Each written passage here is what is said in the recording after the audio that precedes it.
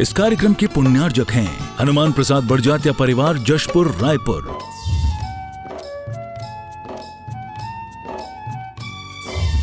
राजकुमार सुधा जैन, विनोद संजना जैन, दिलीप सीमा जैन, रासु शीतल, राहुल अदिति, पुष्पा विमल पांड्या इंदौर, स्नेहलता विकास काला जयपुर, ममता सुरेश सेठी कोलकाता, सानू अमित जैन सूरत, पूर्वा हर्ष हितांश पाटनी कोलकाता, सलोनी हर्षवर्धन जैन आगरा, वेदिका यश पाटनी नागपुर, रचित मौलिक जीनांश वांशिक धैर्य वंदित जैन।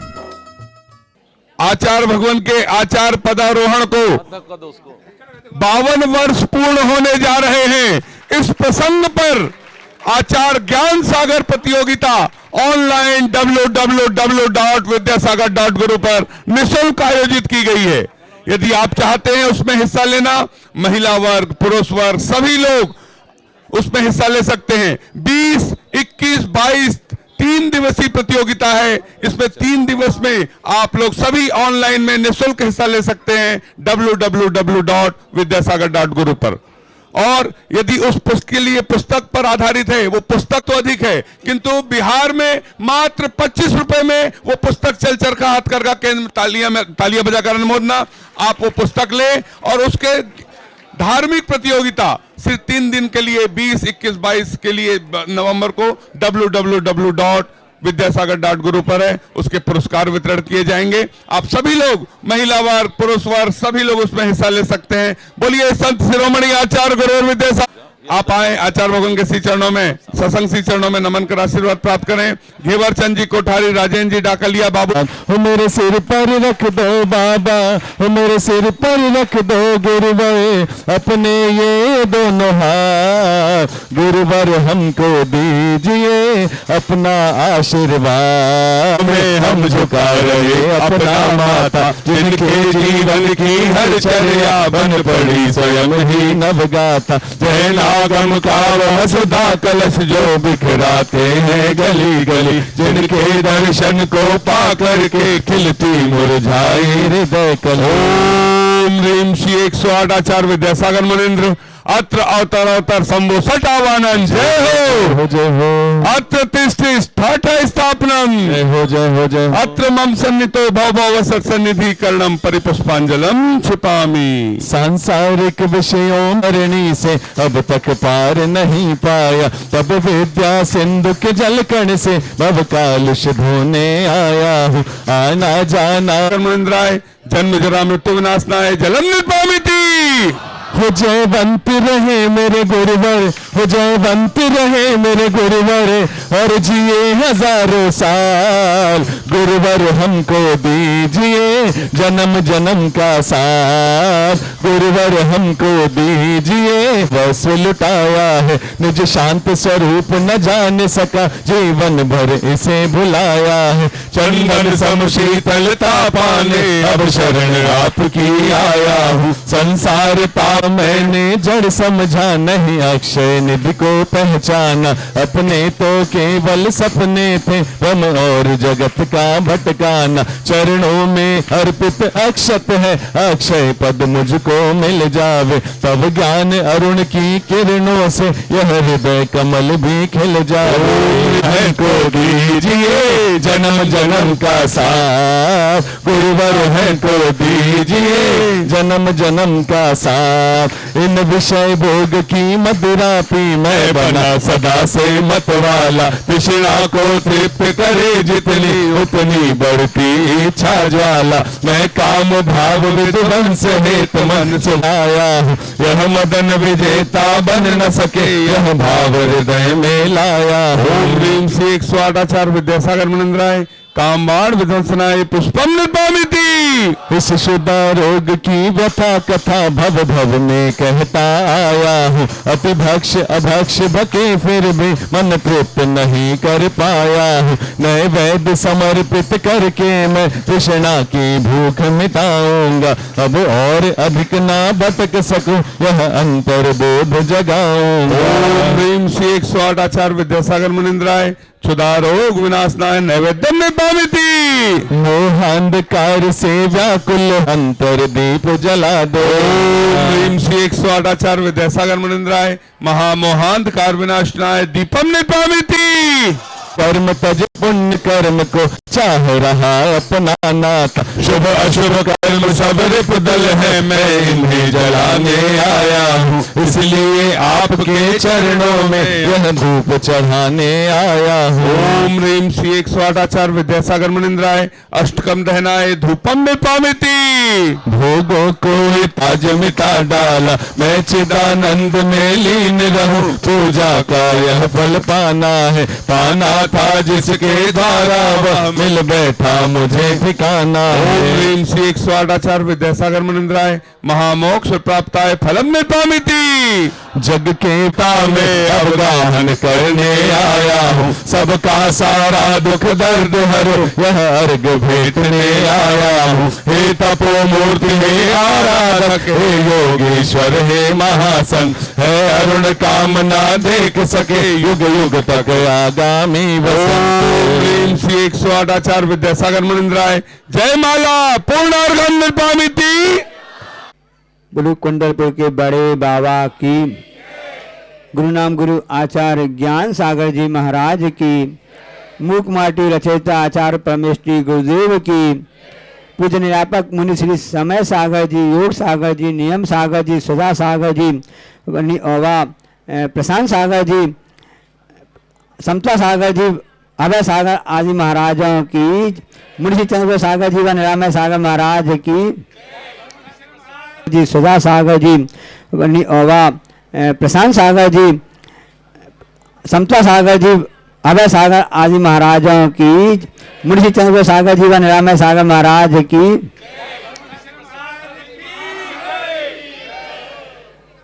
खैरागढ़ का यह प्रवास और उसमें भी उस का यह धर्मपुरा उपनगरीय क्षेत्र में आचार्य महाराज जी का मैं समझता हूँ धर्मपुरा में प्रथम बार आगमन हो रहा है। खैरागढ़ वाली रास्ते से कई बार गुरु जी का आना जाना हुआ, लेकिन इस धर्मपुरा में प्रथम बार गुरु जी का आगमन हो रहा है। धर्मपुरा नाम बता ही रहा है कि जहाँ पर सभी लोग किसी भी धर्म में जाति के हों, अपने अपने इष्ट देवताओं की आराधना पूजन भक्ति भाव से करते रहते हैं। काया के मंदिर में देखो अजर अमर है ठहरा, बाहर देखो घात लगाए मरण दे रहा प्रहरा। काया के मंदिर में बाहर शरीर के रंग अलग अलग होते हैं, कोई काला होता है, कोई गोरा होता है, कोई मोटा होता है, कोई दुबला होता है, कोई रुग्ण होता है, कोई स्वस्थ होता है। इस शरीर की स्थिति है, लेकिन उसके अंदर क्या बताया है? अजर अमर है ठहरा। वह अजर अमर कौन सी वस्तु है? आत्मा है, जीव तत्व है, वह जीव पदार्थ है, वह जीव अस्तिका है, जो कि उसके अंदर ठहरा हुआ है, अजर अमर है। क्योंकि उसका न कोई रूप होता है, न कोई गंध होता है, न उसे कोई प्रकार के उसमें स्पर्श रस गंध वर्ण इन सब से अलग होता है। जो बाहर जितने भी रूप रस दिख रहा है, ये सब पुद्गल द्रव्य की पर्याय हैं, पुद्गल द्रव्य का परिणाम देख रहे हैं। हम लोग जो बाहर देख रहे हैं वह सब अचेतन वस्तु को देख रहे हैं, उसी में मशगूल हो रहे हैं। जबकि आगम कहता है, जिनवाणी कहती है कि नहीं, अंदर जो आपके लिए अजर अमर ठहरा है उसकी चिंता करो, क्योंकि बाहर देखो घात लगाए मरण दे रहा पहरा। वह हम अपनी सुरक्षा के लिए जो बड़े बड़े नेता होते हैं और जो अच्छे रईस होते हैं, वह अपने सुरक्षा के लिए बॉडीगार्ड लगा लेते हैं, गनमैन लगा लेते हैं, सुरक्षा रहे। लेकिन बाहर घात लगाए कौन बैठा हुआ है? मरण। उन पहरेदार वो आपको सोच नहीं करेंगे। बाहर तो प्रत्येक जीव के साथ में पहरा देने वाले तो मौत और मरण है। वह चाहे एक इंद्री जीव हो, दो इंद्री, तीन इंद्री, चार इंद्री, चौर इंद्री, पंच इंद्री, कोई भी जीव हो, हाथी हो या चींटी हो, इंसान हो या कोई भी जाति का हो। जाति कौन सी है? पंचेंद्रीय जाति होती है। किसी भी गति का जीव हो, सबके साथ में मरण जो जाता है पहरा देता रह रहा है। इसलिए उसकी चिंता करना चाहिए, कभी भी वह घास लगा सकता है। लेकिन हम तो ये कहते हैं ना कि मरती बिलिया जीव, उनकी मौत कभी उनकी आएगी, हमें थोड़ी ना आएगी। जैसे कि आपने ठेका ले रखा है आपकी मौत ने कि आपका तो भरोसा है, सामने वाले का भरोसा नहीं है, जबकि मौत किसी से भी सौदा नहीं करती है। एक अच्छा आपको उदाहरण बता रहे हैं। संत पलटू राम हुए हैं। वो संत कैसे बने हम आपको बताना चाहते हैं। वो पेड़ के नीचे आराम से लेटे हुए थे। उनकी नजर गई कि जिस पेड़ के नीचे हम बैठे हैं उसके, अच्छा बड़ा पेड़ है, बरगद का बड़ा वृक्ष होगा, उसमें एक मधुमक्खी का बहुत बड़ा छत्ता लगा हुआ है। मधुमक्खी का छत्ता लगा हुआ है और देख रहे हैं, उन्हें देख के बड़े प्रसन्न हो रहे हैं कि देखो यहाँ की मधुमक्खी कितनी सुरक्षित है। इनको ना पानी का डर है, ना कोई भी व्यक्ति आकर इनके लिए, कोई भी पशु पक्षी डर है, ना कोई भी ऐसे ही आपदा आ जाएगी, कुछ भी डर नहीं है। मधुमक्खी आराम से अपने भ्रमण करती हैं और फूलों में जाकर के अपना पराग को चुन करके लाती हैं, इकट्ठा करती हैं। उनका जीवन निर्बाध गति से लगातार चल रहा है। उनको कोई भी डर नहीं है, कोई भी परेशानी नहीं है, ना उनको कोई भी चिंता है। आराम से उनका ऐसा वो सोच रहे थे कि इसी प्रकार से भी हमारा जीवन भी सुरक्षित हो जाए। कहना ही क्या है, इतना विचार कर ही रहे थे तभी उन्होंने देखा एक काला व्यक्ति वहां पर आया और आकर अपने हाथ में मसाल लिए हुए था। मसाल बुझी हुई नहीं, जली हुई को राख कहते हैं, बुझी हुई को राख कहते हैं, जली हुई को आग कहते हैं। आज सबके माहौल चेहरा बहुत खुश नजर आ रहे हैं ना। आज कोई विशेष होने वाला दोपहर को ऐसा सबको लग रहा है। लोग बता रहे थे ना कि इकट्ठे भारत के उस महाशहर में सभी विदेश की महान हस्तियां और देश की हस्तियां इकट्ठी हो रही हैं। अब ऐसा व्यक्ति सोच रहा है व्यक्ति कि अब इसके लिए कुछ भी दिक्कत नहीं जाएगी, इन मक्खियों के लिए बहुत जीवन सुरक्षित है। बिछा मेरे साथ भी ऐसा, कितनी अच्छी बात है। हर कोई अपना सुरक्षा चाहता है कि मैं सुरक्षित रहूं। किसी को बीमारी हो जाए तो वो सोचने लगता है कि अचानक आशीर्वाद दीजिए हम ठीक हो जाएं, जबकि विचार करना चाहिए, ये आशीर्वाद देना चाहिए, हे आचार्य ये मुझको जो बीमारी दुख आए हैं या कुछ भी परेशानी आई है, मेरे पुराने पूर्व कर्मों का उदय है, उस कारण से मैं परेशान हो रहा हूँ। हमको इतना आशीर्वाद दे दो कि इस परिचय को, इस कष्ट को, इस परेशानी को सहन करने की हमको क्षमता आ जाए। ऐसा आशीर्वाद मानना चाहिए गुरु से, भगवान से, ताकि मैं उसमें संयम रह सकूं, समता रह सकूं, आंख में ऐसे कर्म ना बंधे जिस कारण से मुझके फिर भी है वातावरण फिर से हमको निर्मित हो सके।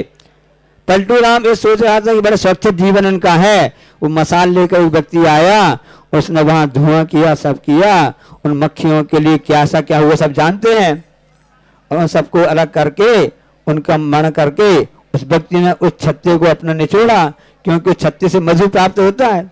कई लोग कहते हैं ना मधु शुद्ध होता है, अच्छा होता है, स्वास्थ्य अच्छा होता है।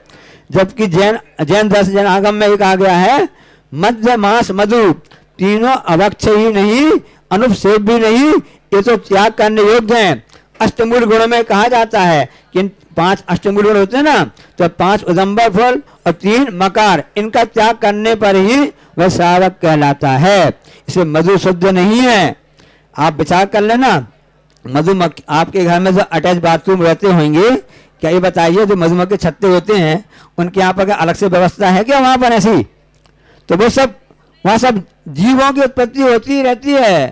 ये जैन दर्शन, ये देश हमारा पूरा अहिंसा प्रधान दर्शन है। अहिंसा की यहाँ पर पूजा होती है।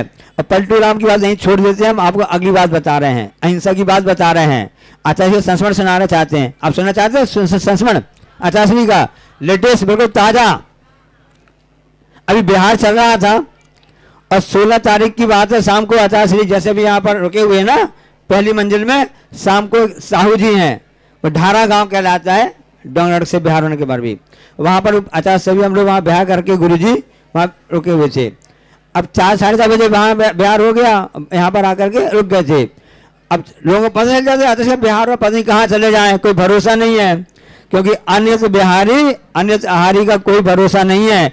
इन्हीं का नाम अतिथि है, जिनके ना जाने की तिथि पक्का है ना आने की तिथि पक्का है। तो लोग सोचते चलो दर्शन करना पता नहीं कहाँ मिलेगा, और उस समय दर्शन करने के लिए उस दिन देहरादून, आगरा, बेंगलुरु और बाहर से अन्य स्टेट से भी लोग आए थे, आसाम वगैरह से, गुवाहाटी से लोग आए हुए थे। अब उन सब ने कहा हमको दर्शन करना है अचाशी के। हमने कहा अचाशी तो वहाँ पर आराम से पहुँच गए हैं, पहली मंजिल पर, आगे छत थी, पीछे 2 कमरे थे। अब हमको भी लगा कि श्रावक इतनी दूर से आया है, सब चाहते, हम लोग चाहते हैं कि जैसे हम लोग को दर्शन मिलते हैं आप लोग को उससे ज़्यादा दर्शन मिले, हम लोग की भावना रहती है। अब उन श्रावकों की हमने भावना देखी सब किया, हम क्या हम लोग आप थोड़ा प्रतीक्षा कीजिए, एक प्रतिक्रमण प्रतिक्रमण होने वाला है, उसके बाद में पर प्रयास करेंगे। तब जब प्रतिक्रमण हो गया तो हमने आचार्य से कहा आचार्य ये छत बाहर है और सामने सड़क है, जैसे सड़क बनी ना, यहाँ पर लोग खड़े हुए हैं और सबको दर्शन करना, दूर से आप उनके लिए आशीर्वाद दे दीजिए बस। सामने बात है 1 मिनट की बात है, आधा मिनट की बात है।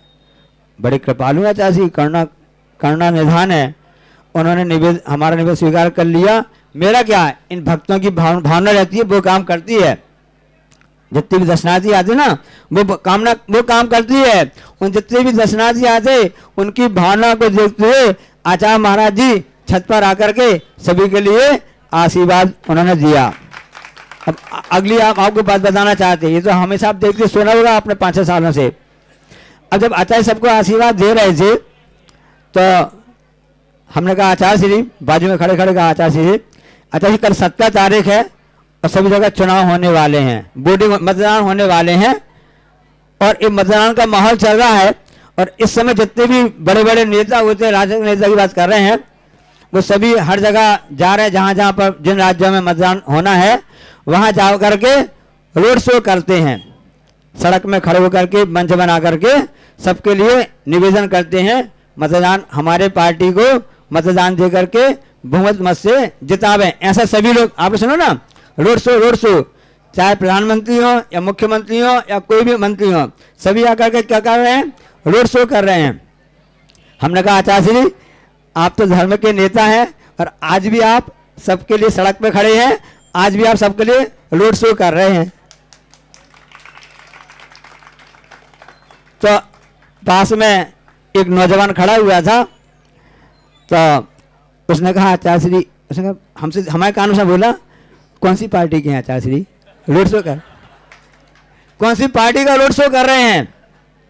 तो हमने कहा आचार्य श्री ऐसे दिखा रहे हैं, समझ लो आप क्या कह रहे हैं। तब आचार्य श्री ने क्या बात कही हम आपको बताना चाहते हैं। आचार्य श्री ने कहा तुम लोग पूछ रहे हो हम कौन सी पार्टी के हैं, आचार्य श्री ने कहा मैं तो अहिंसा पार्टी का हूं, जहां हमेशा अहिंसा की पूजन होती है। ये अहिंसा हमारा सबका सौभाग्य है कि हम अहिंसा पार्टी के उसमें जन्म लिए हैं, उसकी आराधना उपासना करते हैं, इसलिए मद्य मांस मधु का हम सभी त्याग करते हैं, उसका उपयोग नहीं करते हैं। उसने देखा कि देखो मैं सोच रहा था पलटू राम कि मधुमक्खी जीवन सुरक्षित है, इनका जीवन कुछ भी सुरक्षित नहीं है, और उसने उस समय सोच लिया कि अब तो कोई पल का भरोसा नहीं है। और उस समय उसने विचार कर लिया अब मुझको अपनी भगवान की आराधना करनी है, प्रभु की भक्ति करनी है, गुरु की उपासना करनी है, साथ में परोपकार करना है, सब मानव की सेवा करना है, जीव दया करना है, इसके अलावा कोई भी रास्ता नहीं है। इसलिए वह संसार मार्ग से इस अध्यात्म मार्ग में आ गए और ऐसा पलट गए, इसलिए उनका नाम पलटू राम रखा गया है। मालूम आपको नहीं मालूम है? काफी अच्छा उनका नाम सुना हुआ है ना। तो ये मकान जितने भी आप हम सब बना रहे हैं, सब कुछ भी कर रहे हैं, कोई गारंटी नहीं है जिस मकान में हम रह रहे हैं ऐसा मौका भी आता है कि ऐसा कर्म गजर भी आता है, उस मकान से हमको निकाला जाता है। सबने देखा जाना होगा।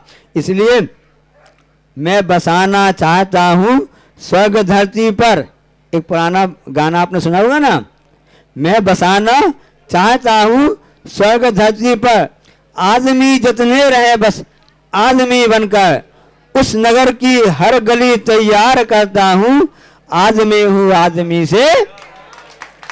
तो यह अहिंसा संत सही कहता है।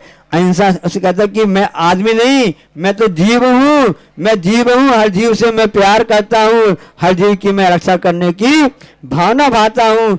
ऐसा यह अहिंसा प्रधान देश धर्म है, जहाँ पर हम सभी उसकी उपासना करते रहते हैं। इसलिए हमको भेदभाव को छोड़ करके, ऊंच नीच को छोड़ करके इन सब की भावना भाना चाहिए। अभी समय तो है ना, हम आपको एक अच्छा उदाहरण बता रहे हैं, बहुत अच्छा उदाहरण है। एक व्यक्ति दक्षिण भारत का था, और दक्षिण भारत के लोगों का कलर थोड़ा डाउन रहता है, स्वाभाविक रहता है, क्योंकि वहां पे धूप और वहां मेहनत ज्यादा करते, श्रम करते ना। हाँ, तो इसलिए हमने अहंकार को छोड़ करके, ईर्ष्या द्वेष भावना छोड़ करके सब जीवों में दया करें, सबको चाहें, सब में प्रेम करें, तभी हमारा जीवन उन्नत हो सकता है।